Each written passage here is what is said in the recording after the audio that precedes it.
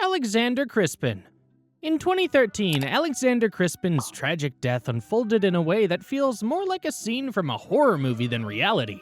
Crispin, a 24-year-old circus performer, was killed by a Bengal tiger named Clyde during a live show. The circus, renowned for its daring acts featuring exotic animals, had Crispin demonstrating his control over Clyde.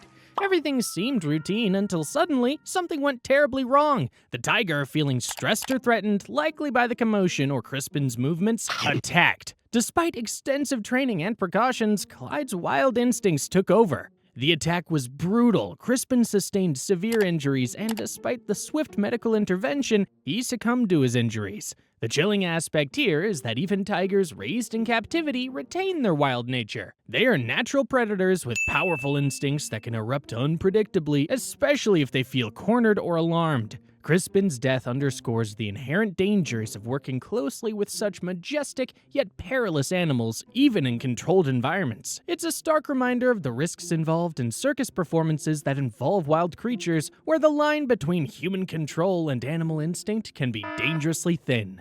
Timothy Treadwell. The deaths of Timothy Treadwell and Ami Huguenard in 2003 are among the most haunting and shocking in recent memory. Both were mauled to death by a grizzly bear in Katmai National Park, Alaska, a place Treadwell had spent over a decade advocating for and living among bears. Timothy Treadwell was no stranger to danger. For 13 summers, he camped in the Alaskan wilderness, documenting grizzly bears up close, far beyond what most people would ever dare. He loved these animals and believed they accepted him as a non-threatening presence. Treadwell's work was passionate, though controversial. Many wildlife experts believed he was crossing the line between respect and recklessness by getting too close to these massive predators. His partner, Ami Huguenard, shared his passion but was less experienced in the wilderness. In late September 2003, Treadwell and Huguenard were camping in a remote area of Katmai National Park during a time when bears were preparing for hibernation. This is a crucial period because during this period, bears are desperate to build up fat reserves, making them even more aggressive and unpredictable. Despite this, Treadwell decided to stay longer than usual that year, extending his stay into October. That decision turned fatal. On October 5th, an old male bear, likely agitated and hungry, entered their campsite.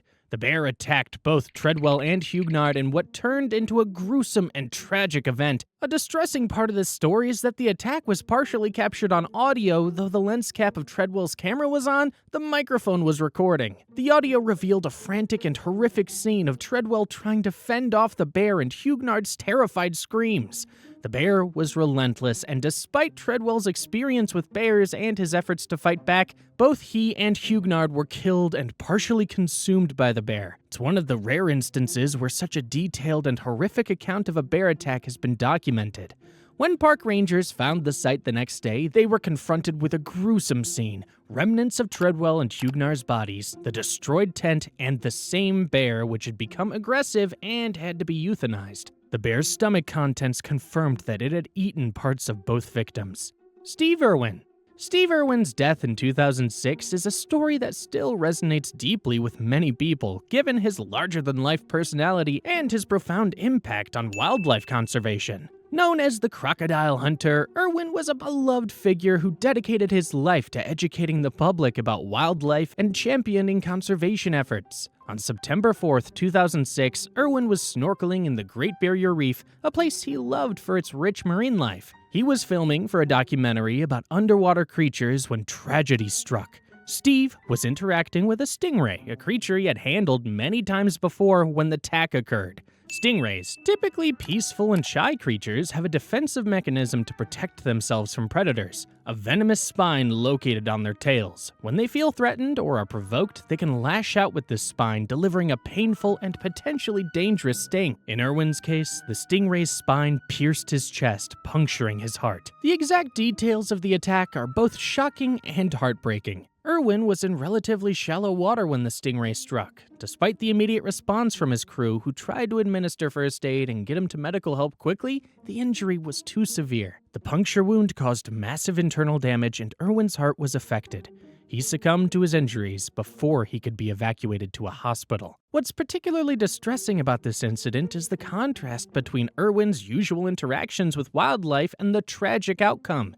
He was known for his fearless approach to handling dangerous animals and his deep respect for their behavior. This accident underscores the inherent risks of working with wildlife, even for someone as experienced and knowledgeable as Irwin. Steve Irwin's death brought a wave of shock and sadness worldwide. It highlighted the unpredictability of wild animals and the fact that despite one's expertise and experience, nature always holds its own set of dangers. Irwin's passion for wildlife and his dedication to conservation continue to inspire many, but his untimely death also serves as a somber reminder of the inherent risks of interacting closely with wildlife. Marius Els. Alright, let's talk about Marius Els, the man who thought it was a good idea to befriend a hippopotamus. Yes, you heard that right. This is the story of how a massive, unpredictable wild animal ended up being the cause of his tragic and frankly bizarre demise. Marius was a farmer in South Africa with a heart for unusual pets, and we're not talking about your average dog or cat. No. Marius took it up several notches and raised a pet hippopotamus. The hippo's name was Humphrey, and Marius took care of him from when he was just a calf. Now, to give you some context here, hippos may look like giant, lazy water cows, but they're incredibly dangerous.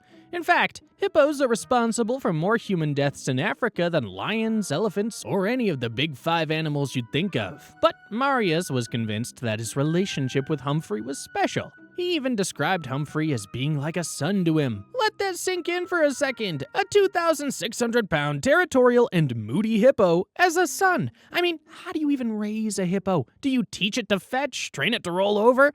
But Marius wasn't joking around. He swam with Humphrey, rode on his back, and even let him hang out with his other farm animals. Marius truly believed he had tamed the beast. In 2011, the story took a tragic and dark turn. One day, Humphrey had enough of being treated like a big teddy bear. Out of nowhere, the hippo went on a rampage. Reports say that Humphrey dragged Marius into the river and, well, mauled him to death. And this is the shocking part. Humphrey literally crushed Marius. We're talking about a hippopotamus here, an animal with jaws strong enough to crush a watermelon like a grape. Marius didn't stand a chance.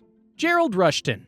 Now get ready for a wild ride into the bizarre and tragic story of Gerald Rushton, a man who was literally taken down by Bambi's tougher, meaner cousin, a pet deer. Yeah, you heard that right. Most of us think of deer as these graceful, skittish creatures that bolt the second you make a noise, but Gerald's pet deer wasn't exactly the Disney version. This was an East Texan nightmare that ended in one of the strangest ways you'll ever hear. Gerald was a 67-year-old rancher living in East Texas, and he had a deep love for animals. Now, while most people in Texas are keeping cattle or horses on their ranches, Gerald decided to go with something a bit more unconventional. A deer, a pet deer. This wasn't a farm animal. This was basically his four-legged roommate with antlers. He'd raised the deer by hand since it was young, so in his eyes, this was his special little buddy. But, and this is where things start to go wrong, deer are not like your regular pets. They might look gentle and innocent, but they are still wild animals with instincts that don't include cuddling up on the couch. One fine day in 2010, Gerald decided to head out and check on his pet deer just like he had 1,000 times before, but this time, something snapped inside that deer's brain. Maybe it was the heat, maybe it was the time of year, or maybe the deer just woke up in a bad mood. Whatever the case, things escalated fast. The deer, without warning, charged at Gerald. Now, for those who've never been around deer up close, you might not realize how dangerous they can be. A male deer, especially during rutting season, is like a battering ram with legs. They've got sharp antlers, powerful legs, and an attitude that says, "I'm not taking any of your nonsense today," and Gerald, unfortunately, was right in the line of fire. The deer knocked Gerald to the ground and started goring him with its antlers. We're talking serious business here. These antlers aren't for show, they're weapons. Gerald was a tough rancher, but this wasn't a fight he could win. The deer continued its attack, and by the time help arrived, it was too late. Gerald had been gored to death by his own pet. Elliot Senseman. In 2022, Elliot Senseman from Upper Macungie, Pennsylvania, met a tragic end that highlights the perils of keeping large exotic pets. Senseman, a 27-year-old reptile enthusiast, had a large Burmese python as one of his pets. Despite the snake being with him for years, their relationship ended in a devastating accident. The python, a species known for its impressive size and strength, attacked Senseman in what is believed to have been a constriction attempt. Burmese pythons, though often kept as pets, are powerful creatures capable of applying immense pressure. They use this pressure to subdue their prey, and this same mechanism can be deadly to humans. What's particularly unsettling about this incident is how quickly such attacks can happen. Pythons don't need much time to overpower and kill a person. Senseman's fascination with reptiles turned into a fatal encounter, underscoring the dangers of keeping large and powerful snakes. This incident serves as a grim reminder that even in the years of familiarity, the inherent risks of handling such dangerous animals are always present. Gloria Serge.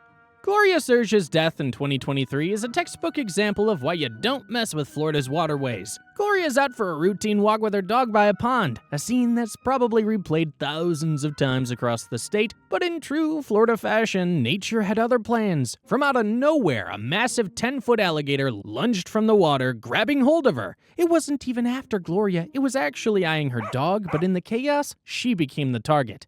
Neighbors who witnessed the attack were helpless. One minute she was standing there, and the next she was being dragged into the water. The gator pulled her under, and despite desperate efforts to save her, Gloria never made it out. Alligators are a common sight in Florida, but you'd never expect one to leap from the water like some prehistoric monster. The fact that it happened so close to home in broad daylight makes it all the more horrifying. Jordan Lindsay. Jordan Lindsay's death in 2019 feels like something straight out of a horror movie. To get a better idea of her shocking death, just think of snorkeling in the crystal clear waters of the Bahamas on a perfect family vacation when suddenly you're surrounded by 3 sharks. That's exactly what happened to Jordan. While her family tried to warn her as they spotted the sharks approaching, the current had already carried her out too far. What makes this story particularly terrifying is that Jordan was not attacked by just 1 shark, but by 3! It's almost as if the sharks coordinated their attack, a rare occurrence that makes this tragedy all the more chilling. Shark attacks are already incredibly rare, but the odds of being attacked by multiple sharks? That's something else entirely. Despite the heroic efforts of onlookers to pull her up to safety, Jordan couldn't survive the extensive injuries. It's the kind of story that makes you think twice about dipping your toes in the ocean, because while we like to think we're the apex predators, the ocean belongs to the sharks. Mark Reynolds. In 2004, Mark Reynolds, a passionate mountain biker, went out for what should have been a regular ride through Southern California's beautiful wilderness. Little did he know that lurking in the shadows was a mountain lion silently stalking him. Mountain lions are solitary creatures and typically avoid humans, but when they do strike, they strike hard. The lion pounced on Mark from behind, leaving him with little chance to react. In a flash, the predator had him in its deadly grip, delivering a fatal bite to his neck. What makes this attack particularly shocking is that it happened in a popular biking and hiking area where people regularly visited. You don't expect to encounter a top-tier predator when you're out for a casual ride, but nature doesn't always play by the rules we expect. The unpredictability of these attacks serves as a grim reminder that no matter how domesticated a wilderness might seem, it's still wild at heart.